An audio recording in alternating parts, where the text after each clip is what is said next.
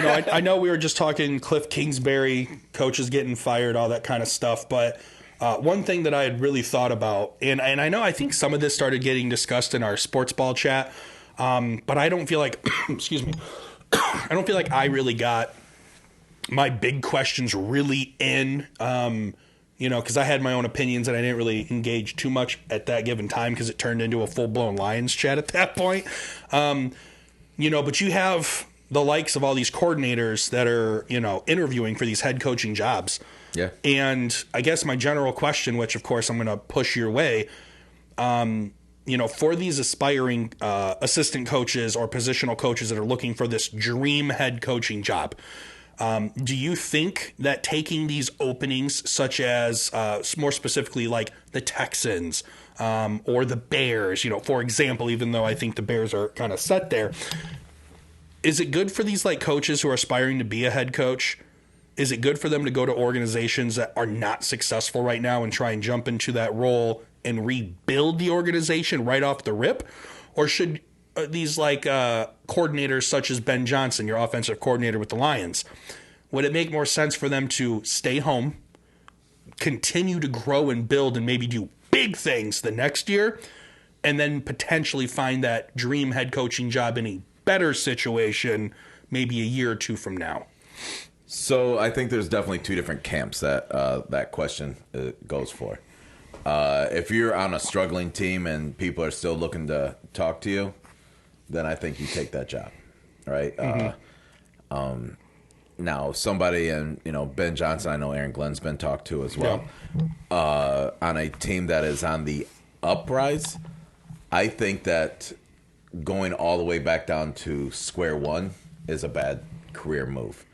I think that right now, if you stay, and this is definitely going to seem selfish, right? But I'm really trying to think of this as a professional level of things, is if I go to the playoffs next year and we win a few games in that playoffs, now I've become more of a desirable coach for an actual desirable team, mm-hmm. a team that's not at the very bottom starting all over. Exactly. I don't think that I think these rebuilds, unless I think Dan Campbell's an anomaly. I think Aaron Glenn is an anomaly, right? I don't think that you're normally going to find that, because you don't normally find a complete rebuilt organization where you're starting with a brand new GM and a brand new head coach. Right. Typically, you're starting with the same GM that's fucked you before, or you're fired the GM, but the GM just comes in and keeps the coach. Right. So I think that the whole Detroit Lions situation is just not a common thing. So therefore, it looks like they maybe just created a blueprint of how, if you're an owner, of how you're going to start mm-hmm. maneuvering things. I don't know, but I don't think that the Texans job, there's just so many years of just bad decisions there. Not desirable at all. Yeah, I think that place is more for a veteran that's just been a coach for a couple different organizations, like Lovie Smith was, mm-hmm. And then maybe be able to rebuild and see if they can do something great like that. I don't think that if I'm a young aspiring head coach that I want to go to the shit show of uncertainty that they have there. Yeah. The Carolina Panthers. That one's a tough one, because you're just like, I would think that you would, if I'm the Panthers, I would think that they'd want more of a established coach there, mm-hmm. instead of because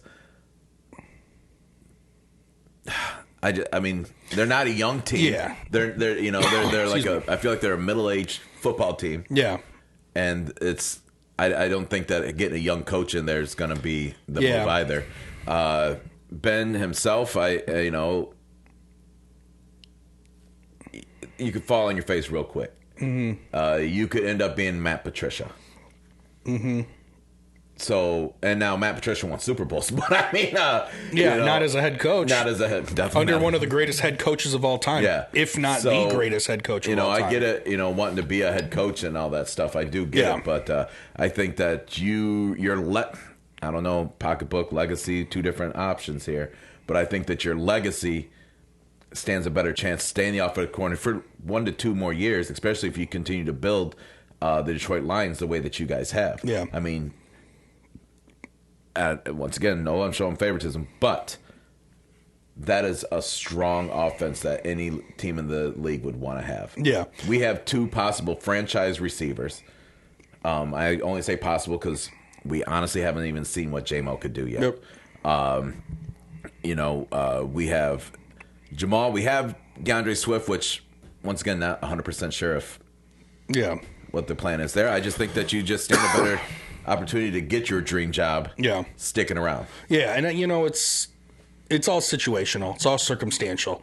Maybe the Broncos might be a good choice for him because, I mean, you did mention Russell Wilson, but I mean, like, you got to have something like that. But the Broncos, I mean, John Elway, they're going to want the likes of someone like Sean Payton coming out of retirement. I get it. But nonetheless, I mean, back to as far as taking these jobs, I agree with you because I don't think there's one way to look at it. It's not you always take the position or you always should wait for a better one. There's a lot of intangibles, and it's funny because I asked the question, but it's more of a discussion topic. It's not really a right or wrong answer because it's circumstantial. Do you want to move your family to that location? How well do you get along with the GM? Are the owners and GMs future goals on par with what you're looking for? Maybe their goal is we need to win a Super Bowl. Maybe yours is let's win the division first. How about that? Right. I understand there's baby steps to success, but, so it's very circumstantial.